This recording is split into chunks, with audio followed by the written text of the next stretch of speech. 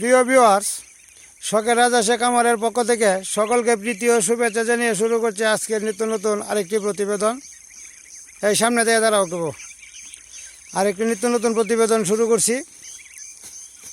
আজকের প্রতিবেদনের আলোচ্য বিষয় হলো দুঃখের দিন শেষ। কীরকম শেষ আর কিভাবে শেষ হলো, এই বিষয়টা নিয়ে আজকে আলোচনা করব। দুঃখের দিন কেন শেষ হইল। যাই হোক প্রিয় ভিউয়ার্স, আজকের বিষয়টি খুবই গুরুত্বপূর্ণ এবং একটি মজার বিষয়। কেউ আমার ভিডিওটি না টেনে ধীরে সুস্থে আস্তে আস্তে আমার ভিডিওগুলি বাচ্চাগুলি দেখেন ভিডিওতে, আর কথাগুলি শুনেন মনোযোগ সহকারে। কারণটা হলো সারা বছর হাঁস লালন পালন করে একটা আশাই আমরা বা একটা স্বপ্ন নিয়ে খামার করে থাকি। সেই স্বপ্নটা হচ্ছে ডিম পারবে, বাচ্চা ফুটাবো। ডিম পাড়ার পূর্ব মুহূর্ত থেকে একটু পরিশ্রম করতে হয়, বেশি ভিটামিন দিতে হয়, খাদ্য তালিকায় একটু খাদ্য বেশি পরিমাণে দিতে হয়, তাছাড়া একটু যত্ন সহকারে রাখতে হয়, কাঁচা ঘাসের পরিমাণ বেশি দিতে হয়, অর্থাৎ কাঁচা ঘাসটা যোগান দিতে হয় বেশি। এই পরিশ্রমের ফসল হিসেবে আমরা পেয়ে থাকি ডিম। আর এই ডিমগুলি আপনার পারতে গিয়া অনেক জ্বালা যন্ত্রণা বা কষ্ট দিয়ে থাকে। ওরা একবার আসে, তিনবার বের হয়, এক জায়গা থেকে আরেক জায়গায় পারে। একটা হাঁসের জায়গায় আরেকটা হাঁস বসলেই টুকরা টুকরি, মারামারি, ঝগড়া, বিবাদ এইগুলি মিটাইয়াই প্রতিকূল পরিবেশে থাকতে হয়। এখন এই প্রতিকূল পরিবেশ থেকে অনুকূলে আসতে গিয়ে অনেকটাই কষ্ট স্বীকার করতে হয়। যেমন শীত সময়ে ডিম সংরক্ষণ করা, হাঁসের জন্য গর্ত নির্ণয় করা ও বসার ব্যবস্থা করা, ঘর তৈরি করা, হাঁস বসানো, ডিম চেক দেওয়া, খাদ্য দেওয়া, প্রতিটা হাঁসকে সমহারে খাদ্য বন্টন করা, পানি দেওয়া। অর্থাৎ দিনে হাঁসগুলি তদারকি করতে হয়, ডিম তদারকি করতে হয়, আর রাতের বেলায় ডিম চেক দিতে হয় এবং বাচ্চা ফুটলে বাচ্চাকে বুডিং করে রাখতে হয়, বুডিং করাইতে হয়, খাদ্য দিতে হয়।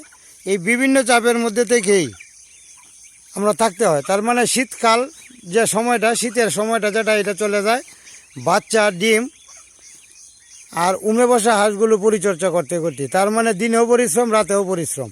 এই দিন রাতে 24 ঘন্টা পরিশ্রম করে অগ্রহায়ণ মাস, পৌষ মাস, মাঘ মাস, ফাল্গুন মাস, চৈত্র মাস পর্যন্ত এই পরিশ্রমটা করতে হয়। এই পরিশ্রমটা করতে গিয়া চেহারা, স্বাস্থ্য দুইটাই কিন্তু অবনতি ঘটে। পয়সা কামাই করা আসলেই কঠিন কিছু না, তবে সহজও কিছু না, কঠিন আছে। তো যাই হোক, এই প্রতিকূল পরিবেশ পার হয়ে বাচ্চাগুলি যখন ফুটে বের হয়, তখন ওদেরকে তদারকি করতে হয় সারাদিন। খাদ্য দিতে হবে, রৌদ্রে তাপ লাগাইতে হবে, বেশি রৌদ্র উঠলে পরে ছায়াযুক্ত স্থানে নিতে হবে, ঔষধ খাওয়াইতে হবে, ভ্যাকসিন দিতে হবে। এই বিভিন্ন চাপের মধ্যে থাকতে হয়। কিন্তু ভ্যাকসিন দেওয়ার পরে এবং কৃমির ওষুধটা খাওয়ানোর পরে আপনি মুক্ত। তার মানে 1 বছরের জন্য আপনার পরিশ্রম অনেকটাই কমে গেল। এখন আমি প্রথমেই বলছিলাম, আমার টপিক্সের মূল বিষয় ছিল দুঃখ বা দুর্দশা বা কষ্টের দিন শেষ। তা আমার বাচ্চাগুলি যে এখন দেখতেছেন, এই বাচ্চাগুলির পিছনে এখন আর শ্রম ঘাম তেমন বেশি একটা দিতে হবে না। সকালে ছেড়ে দিবেন, 11টা সাড়ে 11টা পর্যন্ত খাদ্য খাবে, মাঠে ছাড়া থাকবে। এই যে আমার দাদা আছে, আমার দাদা এই যে আছেন এইখানে, আমার বাইকনে আছেন, এই 2 জন আজকে এইখানে এই বাচ্চাটার পিছনে শ্রম ঘাম দিতেছেন। এখন বিষয়টা হলো, এখন খাদ্য খাইতেছে, খাদ্য খাওয়ার পরে ঘরে তুলে দিব, আবার সকালে ছাড়বো। 10টা 11টা পর্যন্ত মাঠে ঘাস খাবে, 11টা থেকে 2টা পর্যন্ত থাকবে ছায়াযুক্ত স্থানে, 2টা 2:30।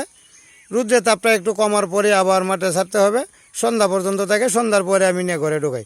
একটু ঘরটা ঠান্ডা হইলে পরে, তাদের শরীর একটু ঠান্ডা হইলে পরে, শীতল হইলে পরে নিয়ে ঘরে ঢোকাই। তো মোটামুটি এখন কষ্টের দিন বলতে, আগের যে পরিচর্যা বা লালন করার যে কৌশল ছিল বা পদ্ধতি ছিল, সেটা একটু পরিবর্তন হয়েছে। এখন মোটামুটি একটু সহজের দিকে চলে গেছে। এখন আর আগের মতো পরিচর্যা বা কষ্ট করতে গিয়ে এত কষ্ট হয় না, এখন কষ্ট একটু কম। এই জন্যই বলছি কষ্টের দিন শেষ। বাচ্চাটা এখন বড় হয়ে গেছে, এখন দিন দিনই কষ্ট কম হবে। আর কয়েকটা দিন পরে সবগুলো বাচ্চাই বড় হাঁসটার সাথে মিশে যাবে এবং একসাথে মাঠে থাকবে। একসাথে যখন মাঠে থাকবে তখন কিন্তু কষ্ট আরও কমে যাবে। আর দাওয়াটা যদি লেগে যায়, দাওয়া লাগার পরে বা দাওয়া কাটার পরে আর আপনার কষ্ট নাই বললেই চলে। সকালে ছাড়বেন, হাঁসের কাছে থাকতেও হবে না, দূরে বসে থাকলেই হবে। শুধু লক্ষ্য রাখবেন কেউ যাতে না নিয়ে যায়। এছাড়া আর কোনো পরিশ্রম নাই। আর দানাদার খাদ্য দিতে হবে না, দাওয়া লাগার পরে দানাদার খাদ্য দিতে হবে না। আর দানাদার খাদ্য এখনই এই কয়েকটা দিন দিতে হবে, আগামী 10 দিন পর্যন্ত দানাদার খাদ্য দিতে হবে। 10 দিন পরে দাওয়া মোটামুটি লেগে যাবে আমাদের এলাকায়, তার মানে আর খাদ্য দিতে হবে না। মাঠে যে ধান পড়বে সেই ধানকেই তারা জীবন ধারণ করতে পারবে, এই একটা বিষয়। আর সবগুলি হাঁস যখন একসাথে থাকবে তখন কষ্টটা কম হবে। সামান্য তদারকিতেই ওরা বড় হয়ে যাবে আর মাঠে ঘাস খাবে। আর 15-20 দিন পরে তো 10 দিন পরে দাওয়া লেগে গেলে মাঠে ঘাস খাবে। এবং এই ধান ক্ষেতের আইল যেটাকে আমরা বলি বা উঁচু অংশ যেটা, এইখানে আপনার থাকবে, ঘাস থাকবে, প্রচুর পরিমাণে ঘাস খাবে। আর এই সময়টার মধ্যে ধান এবং ঘাস পর্যাপ্ত পরিমাণে পাওয়ার কারণেই এই যে দেখেন দাদা আর আমার বাইক নিয়ে দুইজনে গল্প করতেছে বই দাঁড়ায় দেখিয়া।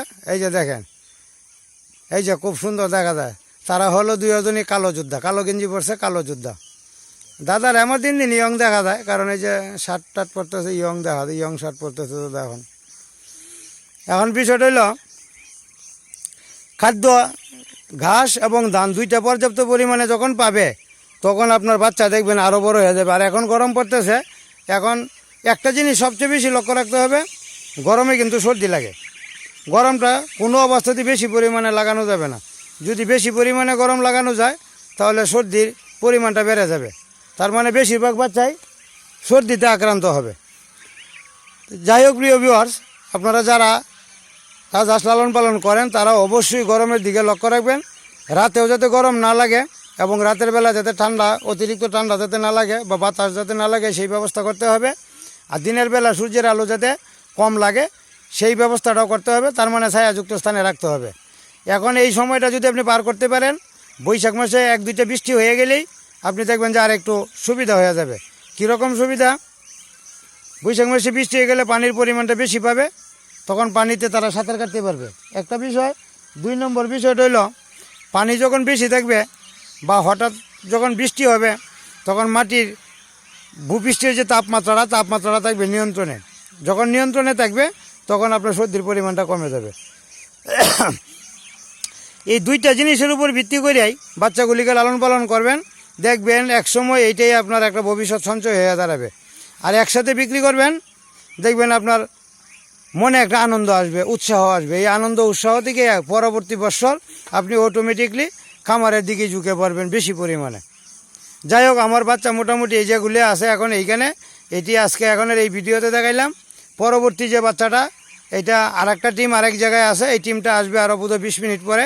ওইটা আসার পরে আমি আরেকটা ভিডিও করব, করে আমি আপনাদেরকে দেখাবো। যাই হোক প্রিয় ভিউয়ার্স, কথা বলতে বলতে অনেক কথাই বলে ফেললাম। বাচ্চাগুলো নিয়ে যাবো, খাদ্য দিতে হবে।